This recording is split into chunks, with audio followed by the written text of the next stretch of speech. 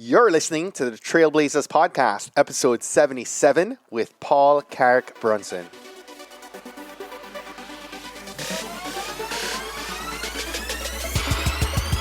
You're listening to the Trailblazers Podcast, where we will explore the stories of successful Black professionals. Join us as we highlight the knowledge, resources, and tools of these accomplished trailblazers to help provide the know-how, confidence, and motivation you need to blaze your trail. And now, here's your host, Stephen Hart. What's up, Blazer Nation? Welcome to today's episode. Guys, this year, we've had so many amazing guests, but none are quite like today's Trailblazer. We're talking with entrepreneur, author, master matchmaker, and television host, Paul Carrick Brunson. Paul is recognized as one of the most influential small business leaders in the world. He's a former investment banker turned founder of Paul Carrick Brunson Agency back in 2009. And this has now become an award-winning matchmaking agency that was acquired in 2016. Appearing as the co-host on the OWN network Lovetown, Oprah Winfrey herself noted that Paul is much more than a matchmaker. In May of 2017, he debuted as host and executive producer of a primetime docu-series on ABC called Help, I Need Love. He's the host of Our World by Black Enterprise, which is a weekly syndicated network and cable TV show where he interviews today's top newsmakers and business leaders. In 2016, it was announced that Columbia Pictures would secure the rights to Paul's life story to create a film about him being a pioneering matchmaker. He's received NAACP Image Award nomination for his book entitled It's Complicated, but it doesn't have to be, which is a modern-day guide to finding and keeping love. Also in 2017, he was named as a LinkedIn top voice, honoring the platform's most influential writers. Guys, I could go on and on about Paul's accolades and achievements. I'll go ahead and do this. I'll post his full bio on our show notes page. You can find that over on our website at tbpod.com/Paul C. Brunson. Listen, guys, if this is your first time, or maybe it's your 77th time listening to our podcast, we'd like to welcome you into our Trailblazer family. Please help us, to get the word out to others that may enjoy this episode. You can do that by clicking the share button right now on whatever podcast player that you're listening to this episode on. And go ahead and just share this out with your friends and your fam. We also get a real joy out of seeing new 5-star ratings and reviews over on Apple Podcasts. That's where 77% of our episodes are downloaded. And it really helps us to be able to improve our ranking within their database and become noticed by other people who may have an interest and desire in joining this movement. So, guys, that said, let's get set to receive some mission fuel from today's Trailblazer, Mr. Paul C. Brunson. Enjoy. Paul, welcome, and thank you for being our featured Trailblazer today, my brother. My Jamaican brother. I'd say I like that intro. I really like that intro, but I think that's the Jamaican blood running through our veins, and that's why you gave me that. But I'll tell you what, I'm humbled to be here. Thank you very much for the invite. So, Blazer Nation just heard me share your bio a minute ago, and they heard about all your accolades and all your achievements. But Paul, how do you stay humble and grounded in your mission as you venture through all these wins and successes? That's a really good question. I tell you, I spend a lot of time talking, but I spend even more time listening. And, just yesterday, for example, I was talking to a young man, 27 years old. He can't walk. His mother has to take care of him. His niece comes to take him to church on the weekends. And he talked about, he just talked about his life and the challenges that he has. And, he hasn't been able to walk since being a child. It's conversations like that really ground you and let me know exactly what I'm here to do. And the reason why he wanted to talk to me is because he said that he's been a follower and he feels inspired by some of the content that I put out, so that's really it. It's listening and understanding that, this content creation is making a real impact. And just knowing that in itself is a very humbling experience. We're talking about being grounded, and I know you probably agree with me on this, but if anyone can help ground us, right, it's our kids. No doubt. Could you take me back to a time when either of your boys, Liam or Kingston, reminded you of that, right? And with them, you were just that, right? All the accolades, all the achievements became secondary. Oh yeah. Oh man, they could care less. You know, I 2 weeks ago I debuted a show that I executive produced and hosted on ABC, right? The number one network in the world. I saw So we're getting Kingston around fell the TV. asleep. Oh man. Kingston, like within 5 minutes, he was like, "Oh, I don't want to watch this." He went to sleep. Liam, the whole time, my youngest, 3 years old, he's running up and down. He never even watched. I mean, they could care less. They could care less. But you know, I love it, and it's exactly what you just said. It's what allows you to know, okay, you're human. Yes. Right. You're human, and that's so important, especially in this day and age. Yes. Yes. Paul, I'm a dad as well of a 7-year-old daughter and an almost 3-year-old son. So same ages. Absolutely appreciate the humility these kids bring to the mix every day, man. It's it's needed. Every day. It's needed. It's needed in a big way. You know, at the time of this recording too, I'm days away from my 9th wedding anniversary, and I know you're close to doubling me up, right? I believe you and Jill have probably 16 or 17 years going right now, right? Wow. Yeah. Well, congratulations to you. Thank you. Yeah. And we'll have 16 years this year. That's awesome, man. I'm sure people approach you about relationship related problems and then maybe separately seeking business related advice. But I'm curious to know, you know, what, from your vantage point, what's been the impact and the importance of a strong marriage on helping you to blaze your trail? Oh man. I mean, this is a topic that I talk about often because, you know, just going back to 2 days ago, once again, talking to another mentee, and he was talking about how he had decided that he wanted to focus on himself, making sure that he had the right job, the right income, right? Physically, that he was in the right situation before he committed to the woman that he was dating. And I asked him, I said, well, you know, do you love her? And he said, absolutely.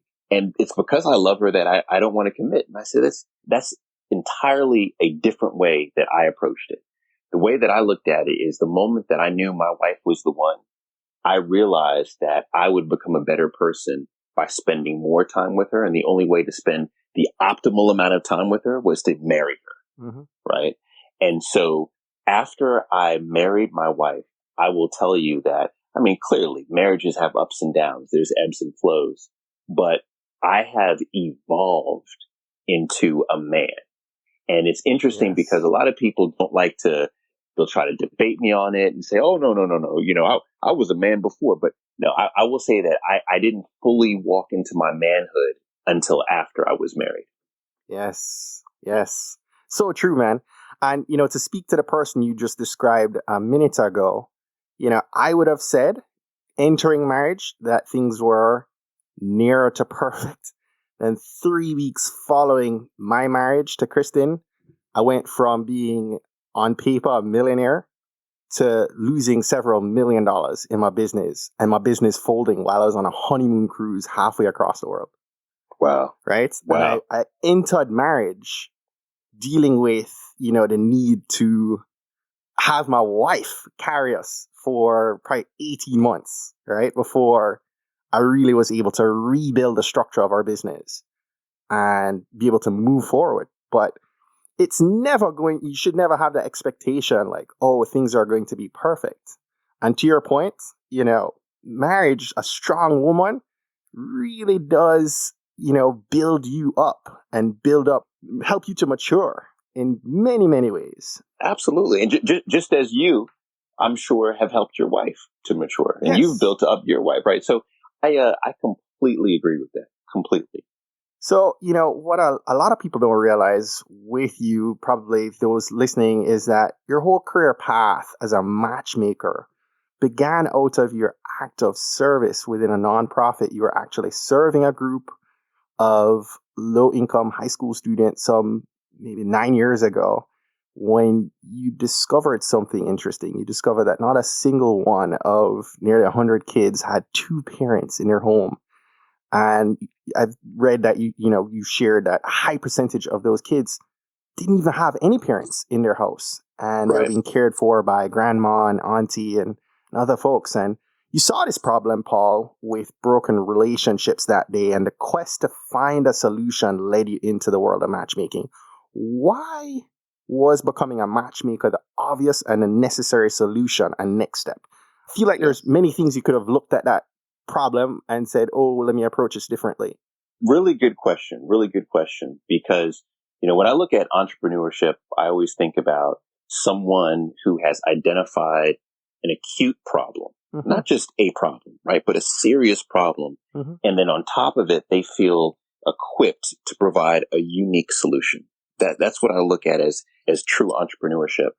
And after, or should I say, while working at this summer camp, just as you described it, at that same time, my wife and I, we would have what we call the brown sugar party at our house, right?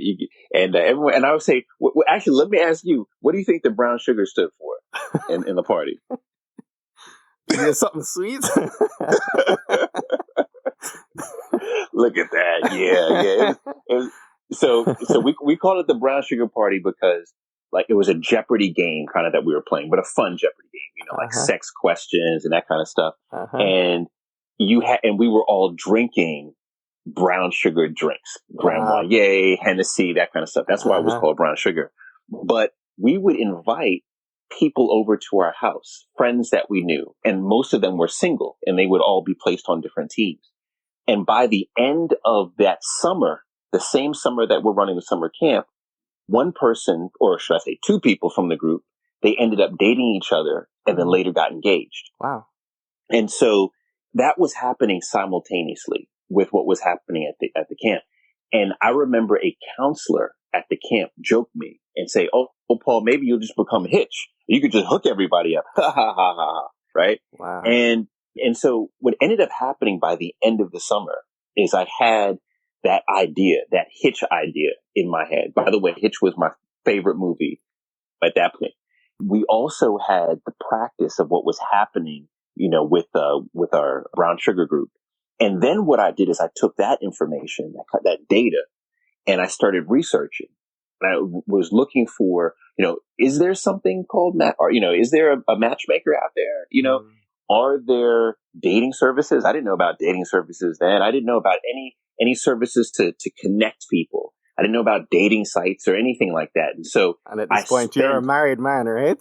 Yeah, I'm married, and I grew up, I kind of grew up more in the 90s where we didn't, dating sites just came in vogue in the last maybe 7 years.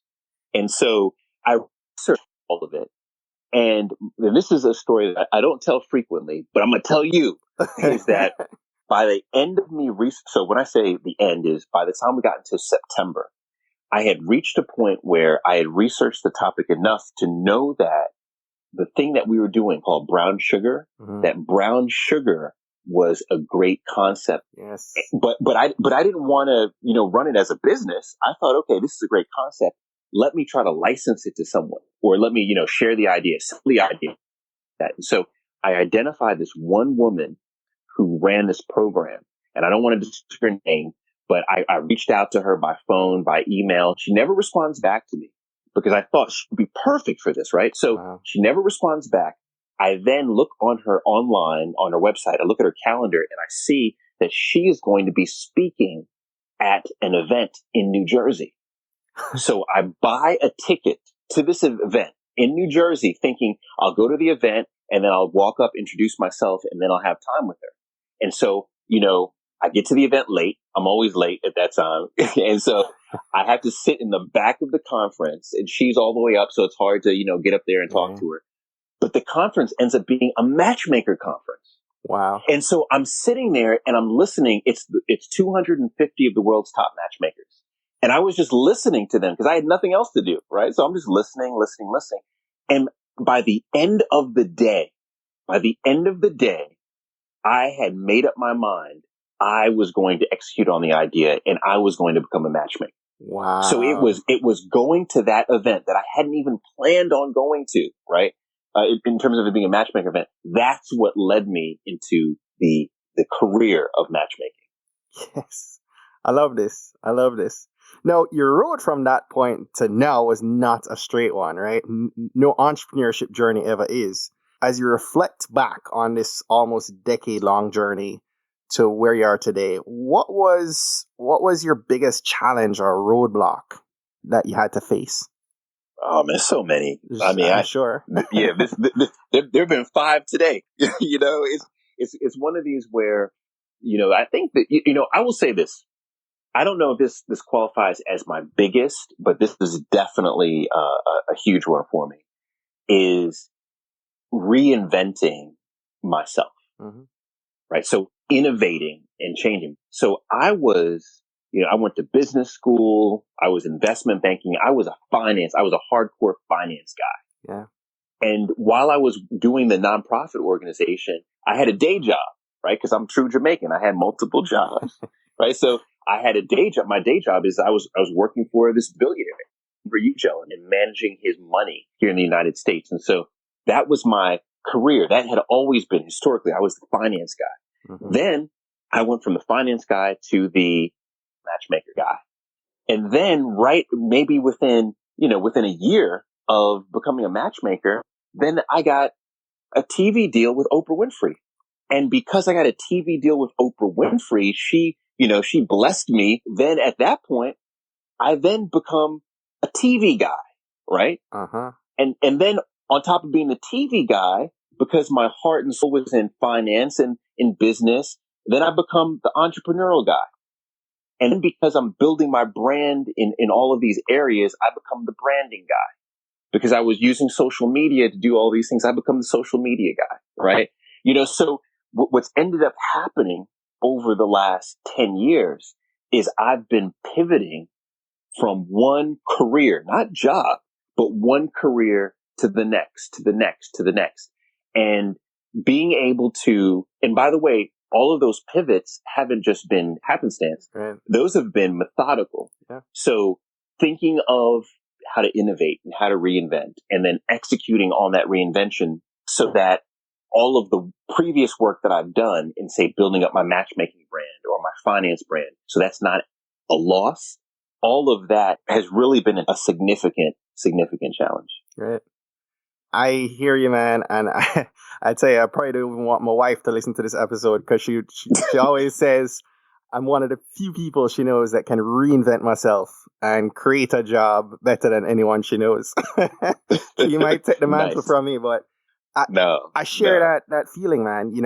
I've never had a job that I was educated for. I taught myself everything that I needed to be able to step into a role that I felt was something I was passionate about, was going to help me to fulfill my purpose and step into what I envisioned being my next. And so I appreciate you sharing that, and I'm happy that you didn't give up along this path, because as of a month ago, you shared this earlier, you became the host and executive producer of the new ABC show, Help, I Need Love. Yes. Congratulations on this amazing, amazing accomplishment. Thank you. I'm so proud of it, mostly because, my parents get to see me on TV. Yes. Right. Yes. So that's always cool. Big things. Yeah. It's always good. Always good. Tell us a little bit about inspiration for the show and who it was created for.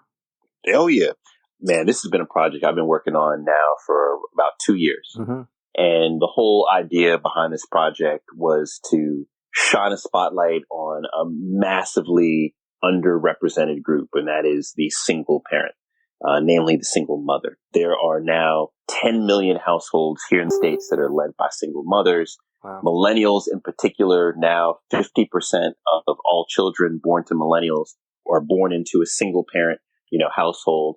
This is clearly the future, and whether we like it or not.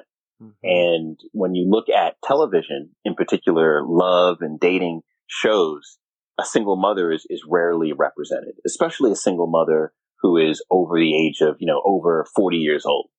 And so this show was really for the underdog.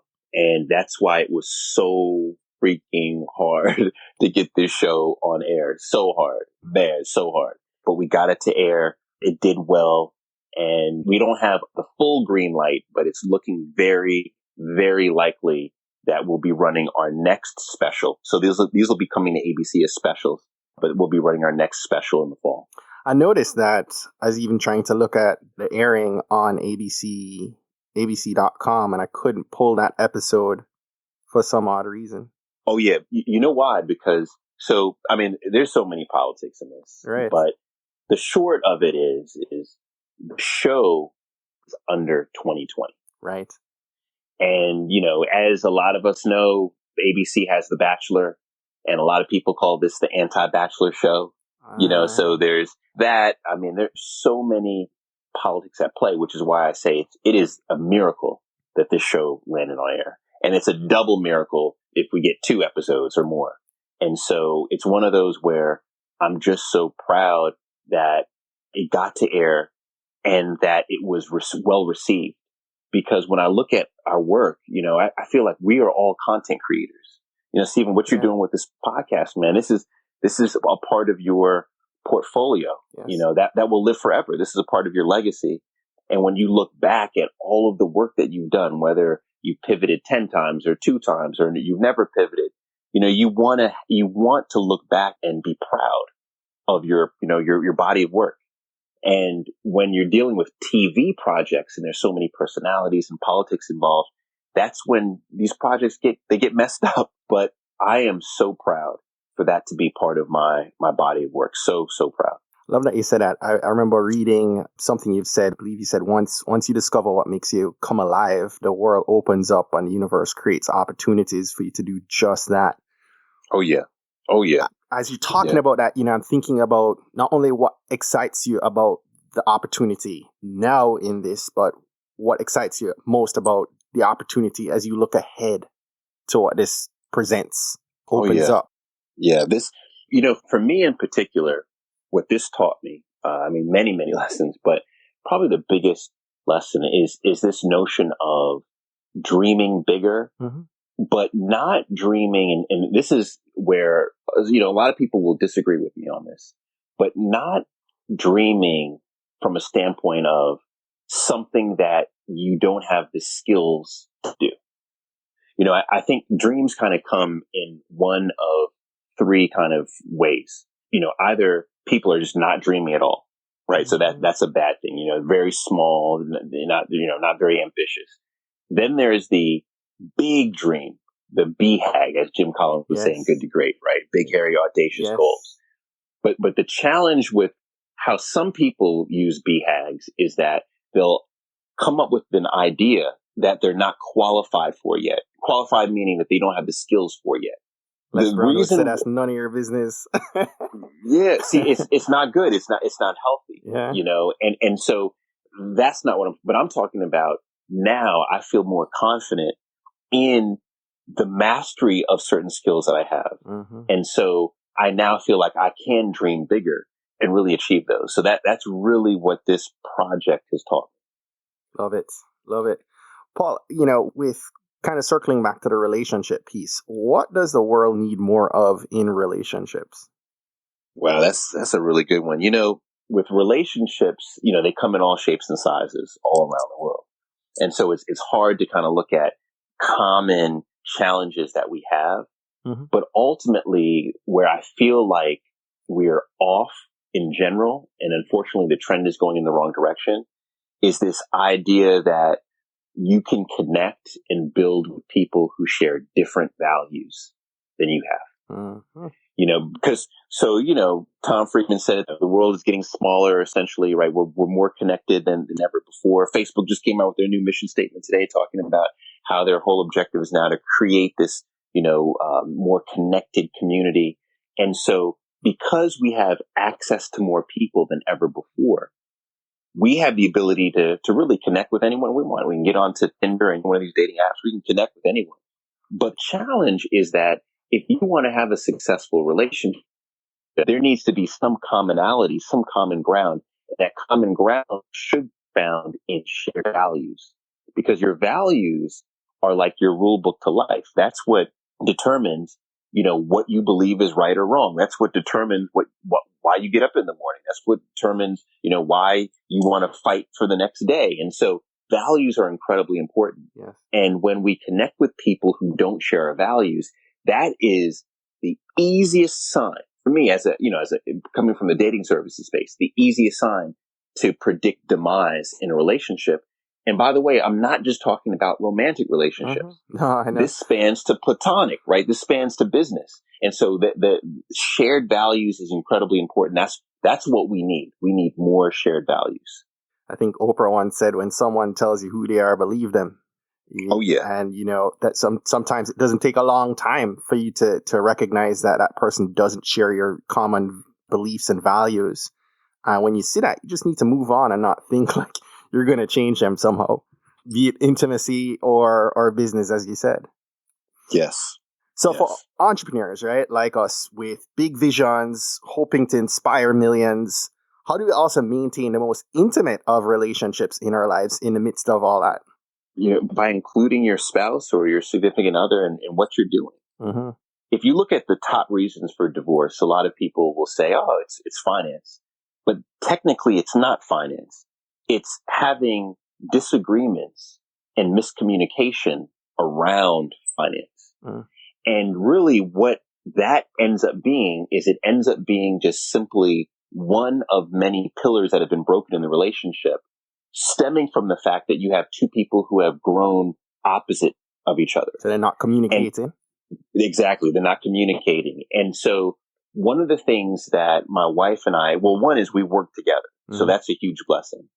But even, prior to us working together, we always made sure that we communicated what was happening in our work lives as well. This is what I'm doing today. This is the project that I'm working on. This is why I'm working on this project. And the reason why that was so important is let's keep it real. Two brains are better than one. Yes. And what I've learned is that if I'm doing a challenge in my workday, I can now bring that to my wife and she can help me think through whatever the challenge is. Mm-hmm. And the fact that we're on the same page, we don't have to spend 5 hours getting caught up. She knows exactly where I am. So this whole notion of communicating what's happening in your day, I get it. You come home from work at the end of the day. A lot of people are tired. You're talked out and you don't feel like rehashing everything that's just happened. It's important to rehash it at some point because that's what will keep your relationship alive. How do you balance that? I'm just having this thought, like, someone saying grace and the second grace is done, someone's like, so did you take care of this deal? Like, is there boundaries in that when you're not allowed to talk about work? It all depends on your values. I am never one that believes there are hard, fast rules that apply to every relationship. Right. The rules are all formed based on your values. So with my wife and our values, we both share ambition. We both share it. So we intertwine it all. Mm. We may be talking about, so what just happened maybe 40 minutes ago is my wife went to go take our boys to tutoring. Mm-hmm. And as she's taking the boys out for tutoring, we were talking about what are we going to have for dinner.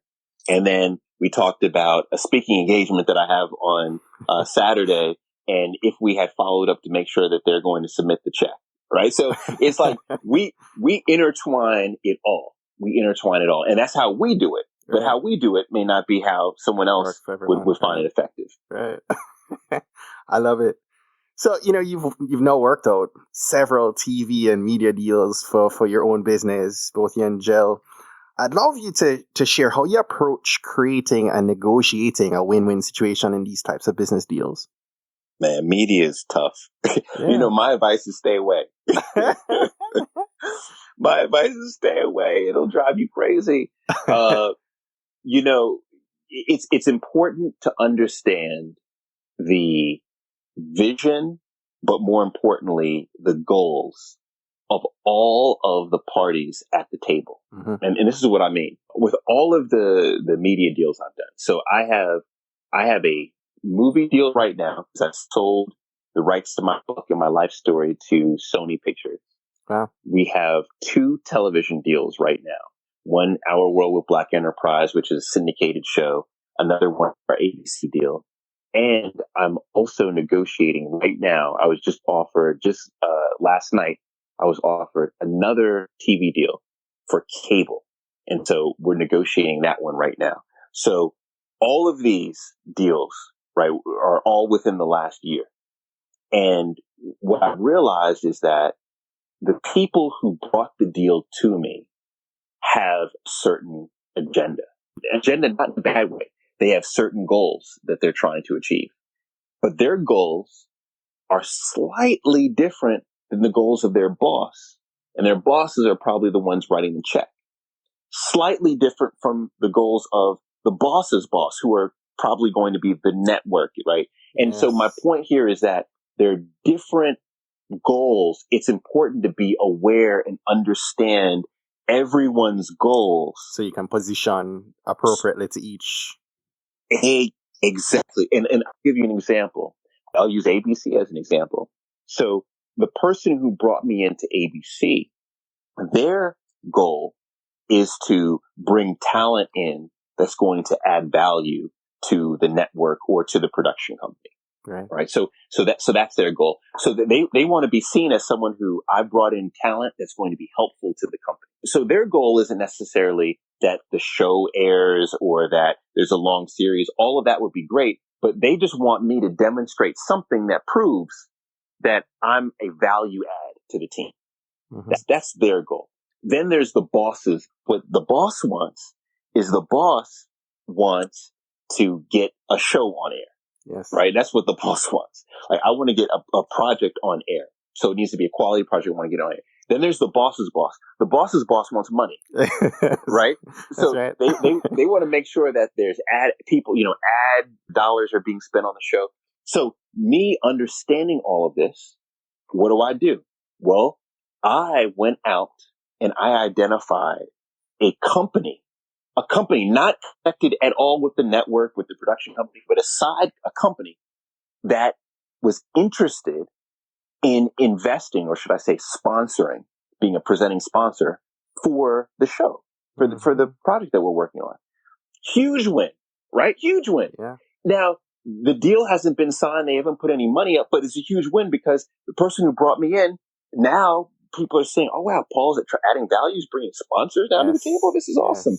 The boss's boss is like, oh, wow, this is a way for us to get this to air because now we have a way to afford this. The boss's boss's boss is saying, we've got money. Yes. So the whole idea here is to really be acutely, that's one of my favorite words, acutely aware of what everyone's goals are and deliver on those goals. That's what adding value really means. Adding value means helping someone get closer to their goals. And that's what you have to do. Love it. Love it. Love it. Love it. Hit replay for everyone listening because you need to take in all of those negotiation techniques. Paul just dropped some nuggets of wisdom there. Paul, as a marketer, I watched as you worked tirelessly through the month of May and the week leading into this premiere. And I really enjoyed seeing your grind. I'm amazed by your work and your production in videos on Instagram and Facebook Live. And how do you prepare to get in the zone for something that big? Man, I had 10 days. Dude, you just you were on everybody's life. With this particular project, here's another, I would say, big lesson I've learned is just because someone is phenomenal in one category of their life doesn't mean that they're more knowledgeable than you in another category. Mm-hmm. So with TV, one thing I realized quickly is that these networks, they're phenomenal at distribution or, producing a show, but it doesn't mean that they're phenomenal at marketing shows. And definitely not in the way you took it. No. Like, I remember talking to them, asking, okay, well, how are you going to market this? What are we going to do?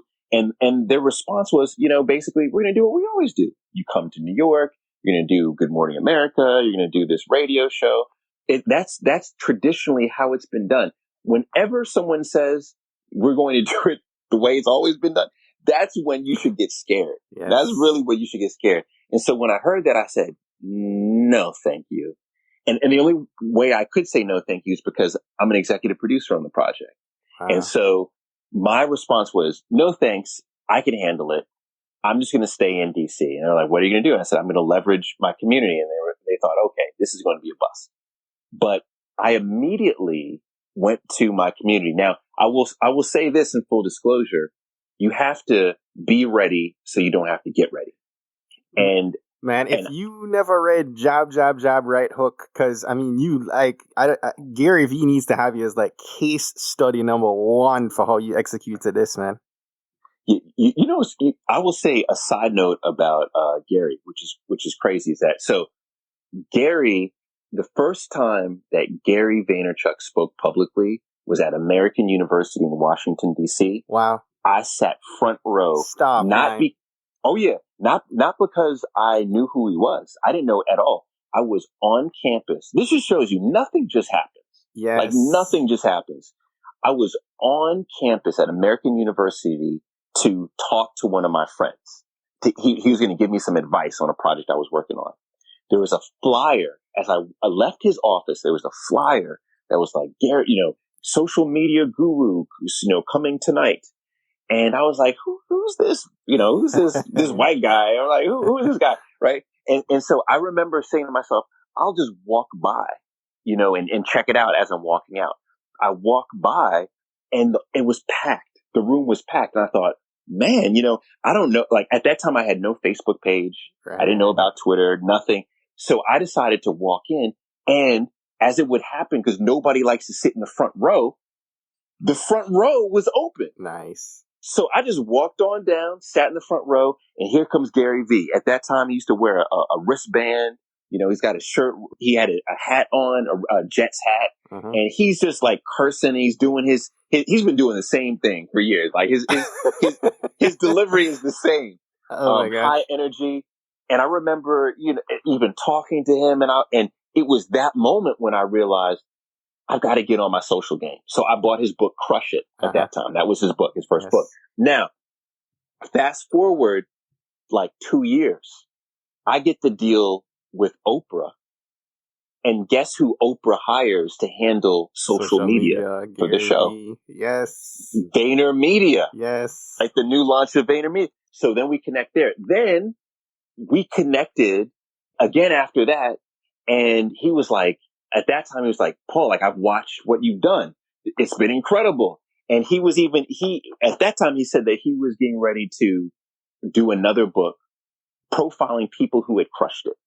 And he was like, Paul, I got to have you for this book. This is crazy. But I will say this. If I had to point to a particular book that was, that like pushed me over the line, that helped me really, it was his book, Crush It. It was his book, Crush It, that did it. And so man, yeah, nothing at all just happens. Nothing at all just happens. I don't even know where we were. But, we were talking about, just the fact that, and I brought up Jab, Jab, Jab, Right Hook because you are a perfect example of someone who has just poured tremendous value into your community through your videos. I mean, you are an open book, right? And so looking at this now, when you needed that reciprocation, that, support from your community, it was there. And I'm sure that helped in a big way to push those numbers for the premiere of the show. Yeah. I when I came out to ask the community, and I'll even go back because now I remember I didn't mention the whole being ready so you don't have to get ready. Yeah. In that, when the moment that I got the deal at ABC, there was no guarantee that the show was going to come to air.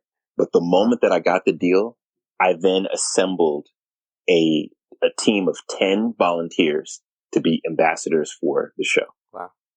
And I told them, I said, you know what? This show may never make it, but if it does, there will be a point in time in which I need you. And so let's start preparing. So every month for almost 2 years, wow, we would talk for 30 minutes, 10 minutes. I keep them updated on the show, what was happening, and we would talk about different things. So by the time the show came, I had already a foundational crew of like ninjas who were ready and anxious. And they were like, they were like ninjas who had been training, and now they're getting ready to go out. They need to kill somebody. They're like, we need to kill somebody, bro. And so the moment I said green light, they were on it. And We did 87 interviews in 7 days, all via social. Wow. And we had racked up 24 hours before the show. We had accumulated 100,000 Facebook views alone on the videos that we did. And I firmly believe that this is the reason why we were able to drive great numbers to the show. It was because of that campaign. And mess around, you might have a media offering to the industry. I mean, that's tremendous reach for someone without, imagine if you had that industry backing to build an even larger social community. Oh yeah. Or just even, 3 weeks opposed to 1 week. Exactly. So the good news here is that model. So right now, for example, we're working with ABC to come back with the second special. So the ambassador group now has grown. It's from 10 to 3. There's over 300. I think it's 362 people now. We now have multiple companies who have observed what we've done, and they're ready. I know you have a whole community of people wanting the second round.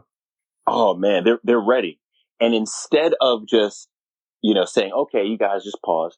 I keep reaching out. I'm saying, okay, I'm keeping you updated. Here's what's going on. Yes. They're being kept abreast. They're being part of the process. And what I realize is that there's ownership in that. And so when they're out promoting the show, it's not, I'm promoting the show for this guy, Paul Brunson.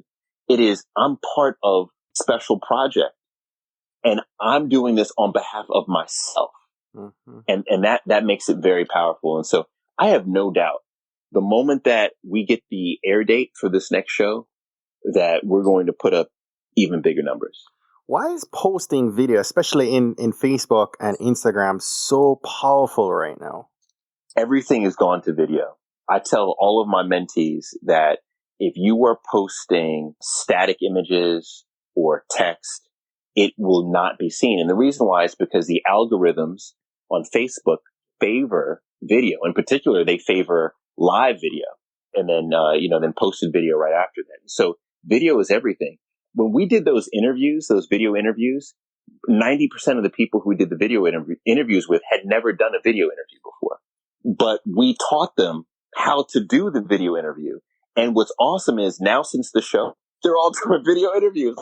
But that's how you get the most traction, without question, are the videos. Love it. As we're getting down to the tail end of this talk, what would be your one piece of advice to the young entrepreneurs that are just getting started, listening to this story, getting pumped up, but really don't have much direction? All right, I'm going to say something that they probably have never heard. That's my bet. Love it. Bring it. All right. Now, flow with me on this. The first part is not going to be very optimistic, right? The first part is, if you haven't launched your business yet, stop for a second. Because launching your business right now might not be the best move for you. Mm. And this is the reason why I say this, is that most businesses fail. Not because of lack of financing.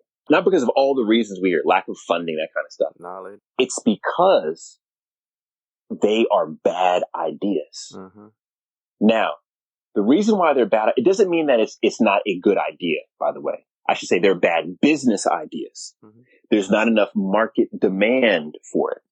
We all have that friend that's like, oh, wouldn't it be really cool if, there was a car and the car had a helicopter propeller on it. And then you could also drive it into the water, yeah, but who's buying that? Right. There's like 3 people in the world is going to buy that. That's it. Right. So it's not that it's a bad idea, but it's a bad business idea because there's not enough market demand. Don't understand product market fit. Yeah. Yes. There you go. So the first thing that you have to do, and you just said it, is that you have to stop and you have to test the idea. Go through product market fit model, right? Do these things to confirm that there's enough demand for the product. That's one thing. And the second thing is you have to do full inventory over yourself to understand whether or not you have the skills to bring this product to market, to fruition. because most of us, not some, but most of us don't have the skills. And if you have self-awareness, which is, by the way, what ego is. A lot of people are like, oh, I don't have ego. No, you should have ego. Mm-hmm. You shouldn't have big ego like Kanye West, big ego, but you should have ego, which is you have self-awareness. Yes. If you have self-awareness, that means that you can determine whether or not you have those skills. And that's really what it's about. Do you have the skills, and is it a good idea? Again, these nuggets of wisdom, man. I love all of this. I love all of this. Paul, at this point, you've got this amazing brand, but as I'm listening to you, I'm wondering what's continuing to push you towards new and higher heights. You're talking about, new potential deals. Like, what's the end goal? What's the vision in all of this? I don't have an end goal, and I'm very transparent with that. There's no master plan here. So you don't have like a 10-year plan or? Not at all. Not at all. Next year, I could be a lifeguard, like I have no master plan. But what I do have is I have multiple projects that I'm incredibly passionate about. And I don't take on every project. Warren Buffett said it best. The difference between successful and the most successful is the most successful people say no the most. Mm-hmm. So yeah. I do turn down a lot. A real quick one too that you will love. And I haven't publicly announced this, but we did sign the deal. And so I can talk about it, is that I am part of a team building a school in Jamaica. Brethren. Yeah. We're building a school. Love that. Love that. And the goal is to build 20 schools. And we already have the financing. The team has already started. The ribbon cutting is going to be October. That's how quickly this thing is happening. And it's June right now. In Jamaica? When this recording. So I'll be in Jamaica probably 4 weeks to check out some of the groundbreaking there. And so we might connect there then, because I'll be in Jamaica in October as well. Yeah, let's do it. Love it. Yeah. Well, I tell you, you have an invite. You have official invite to the ribbon cutting. We, but we'll work all, but all these projects, man, I feel so blessed to be able to get up and be able to do these things that I'm passionate about. So my goal is just to keep doing it. And the common theme across all my projects is impacting people, changing lives. That's what it's about. If it's a TV project, if it's a mentoring project, if it's opening a school in Jamaica, my objective, the end goal of the project is, has it changed lives in a material way? Right. Paul, we began this conversation talking about your two boys.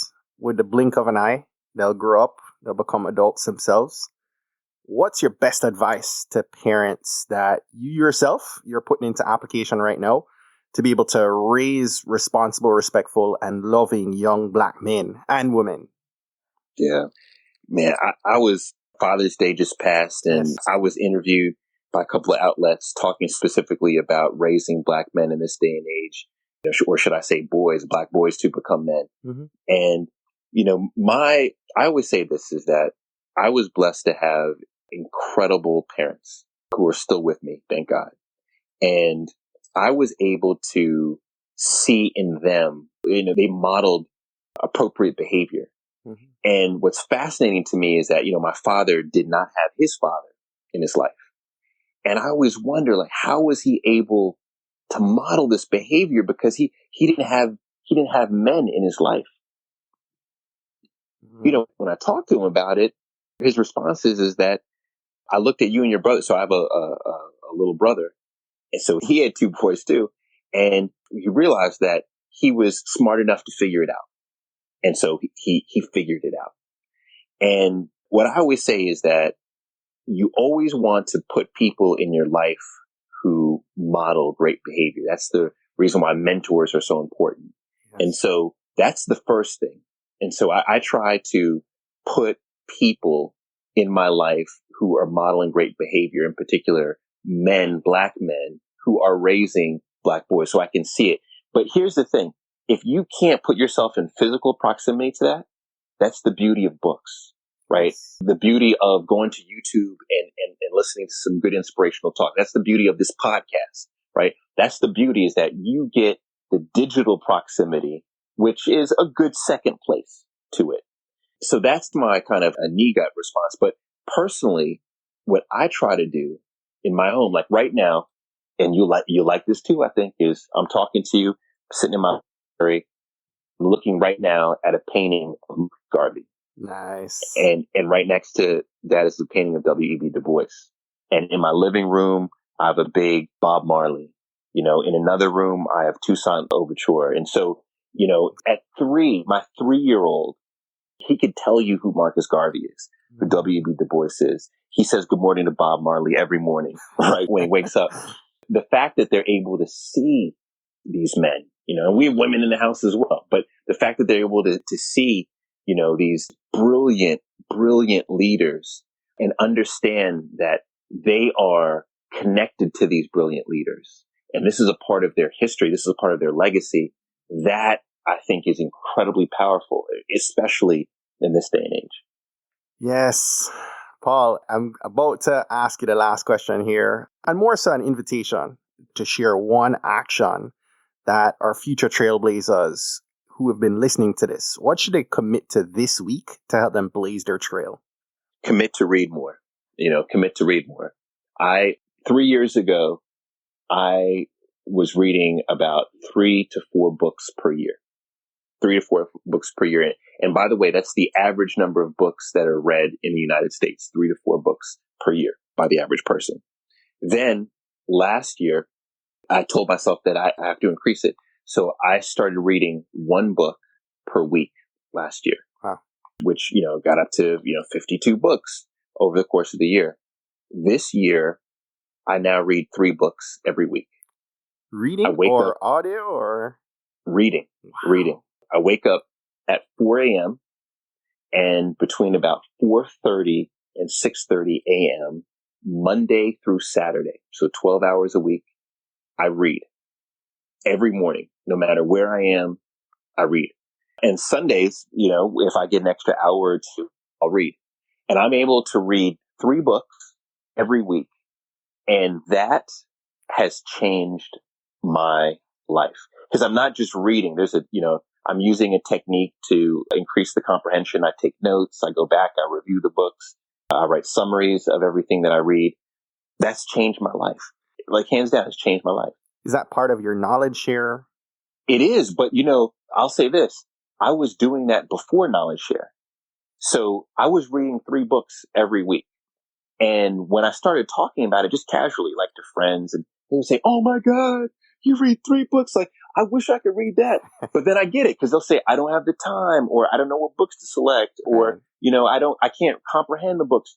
And so one person said, "Hey, well, you know, can you share the list? Or could you just pick one and tell me which one you recommend?" And someone said, "Oh, you take notes. Can you share notes?" Someone said, "Hey, you take notes. Can you teach me this particular?" So I just put it all together, and that's what knowledge share is. So I read the books, I summarize them, I write the top 6 lessons in the book. I then create an audio that I read within 15 minutes. So if you want to listen to the audio, I then teach a lecture, a 90-minute lecture on the particular skill that the 3 books are based on that week. That's what knowledge share is, you know, and so tell them how they can get involved with knowledge share if they have more interest. Knowledge share, the easiest thing is just to go to paulcbrunson.com and the information will be up. But it's my mentoring program. And I will also say that TV is awesome. You know, doing this movie is awesome. Public speaking is awesome. Matchmaking was awesome because I sold my agency last year. But quite honestly, all of those are side hustles. Knowledge share is my main hustle. That is my baby. Wow. Boy, Paul, we need to plan another meetup. Maybe next time with a couple ice cold red stripes and and a game of dominoes. I tell you what, we should do it in Jamaica. That's what we should do. I'm all for it, man. Yeah. Listen, I want to say thank you so very much for coming on the podcast today. I truly enjoyed this conversation. I appreciate you being so kind to share your story with our community. You know, before we wrap up, do you want to share how we can stay connected to you and how we can support you in these endeavors that you have happening right now? Sure. I appreciate that too. I'm real easy to get a hold of at Paul C. Brunson on, you know, all your favorite social platforms. And I'm free with my email address. It's Paul, Paul, at paulcbrunson.com. And that is the best way to get a hold of me, is whichever way is convenient for you. If you're on Facebook, LinkedIn, whatever it is, that is how you reach out to me. And he engages people. You absolutely are pretty good at engaging on social. Paul, thank you so much, man. Appreciate Stephen, it. thanks. Appreciate you. Thanks, man. It's always, I will say this, it always feels good when I hear that nice Jamaican accent. That's like, when I hear that, I feel at home. And so you brought some of that to me today. So I appreciate it. It was an honor to talk to you. Well, that's it for today. Thanks again for listening to this episode of the Trailblazers podcast. I'll be posting links to all of today's book recommendations and links mentioned on our show notes page at tbpod.com. If today was your first time listening to the Trailblazers podcast, I just want to extend a warm Trailblazers welcome to you. We're so happy to have you here, and we encourage you to go ahead and hit that subscribe button in your favorite podcast app.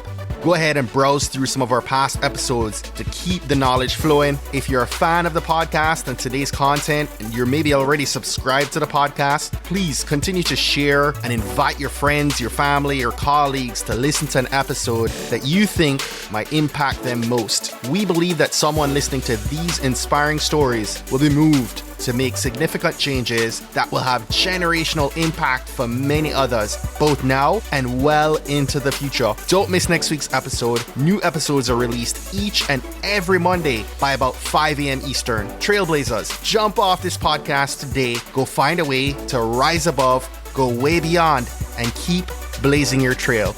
Cheers.